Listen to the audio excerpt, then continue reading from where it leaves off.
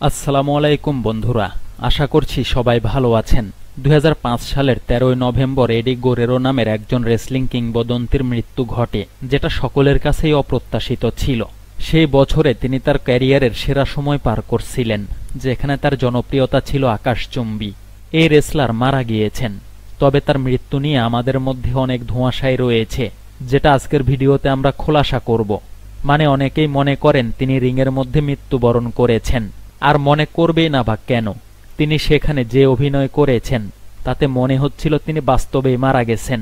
একই সঙ্গে সবাই জেবিএলকে ধিক্কার দিয়েছে, কেননা সবাই ভেবেছিল তিনি মারা যাওয়ার পরে জেবিএল তাকে পিন করেছে, যেটা একটা নিম্ন মন মানসিকতা। যাই হোক, তিনি কিন্তু রিংয়ের মধ্যে এই দিন মারা যাননি।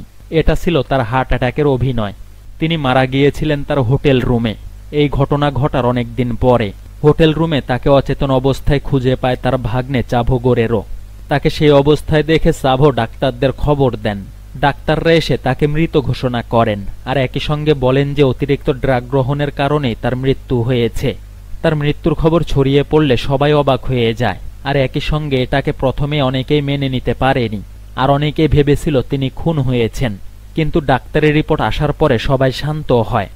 ভিকি গুরেরোর মাধ্যমে জানা গিয়েছিল কয়েকদিন থেকে ভালো রকমের অসুস্থতায় ভুগছিলেন এই তারকা, আর বারে বারে তাকে রেস্ট নিতে বলা হয়েছে, কিন্তু তিনি শোনেননি।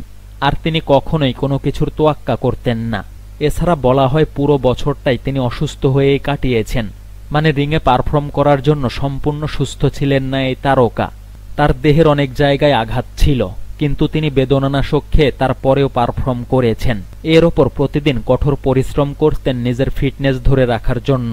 এই বেদনানাশক তাকে শারীরিকভাবে অনেক দুর্বল করে তুলেছিল, আর এই অবস্থায় তিনি ড্রাগ নিয়েছিলেন অনেক বেশি। মূলত এই সকল কিছু একসঙ্গে তার হার্টের ওপর কঠিন প্রভাব ফেলে, আর হার্ট ফেল করে মারা যান এই লিজেন্ড। তার মৃত্যুতে পুরো রেসলিং দুনিয়ায় শোকের ছায়া নেমে আসে। তার মৃত্যুর পরের র এবং স্ম্যাকডাউন শো, তার মৃত্যুর পরের সপ্তাহের শো, মানে র এবং স্ম্যাকডাউনের দুটি শোই তার সম্মানার্থে রাখা হয়। এই 2 সপ্তাহের জন্য ডাব্লিউডাব্লিউই সকল স্টোরি লাইন স্থগিত করে ফেলে, আর কোনো রেসলারকে জোরপূর্বক রেসলিং করতে বলা হয়নি।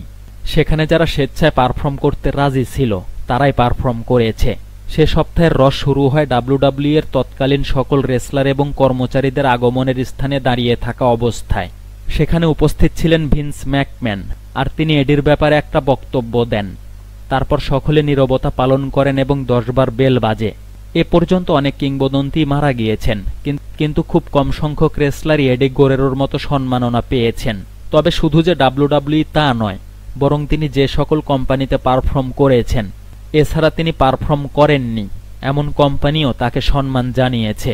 এডি গুরেরোর মৃত্যু সম্পর্কে অনেকের মধ্যে ভুল ধারণা ছিল। আশা করি এই বিষয়টা এখন আপনাদের কাছে পরিষ্কার হয়েছে। ধন্যবাদ।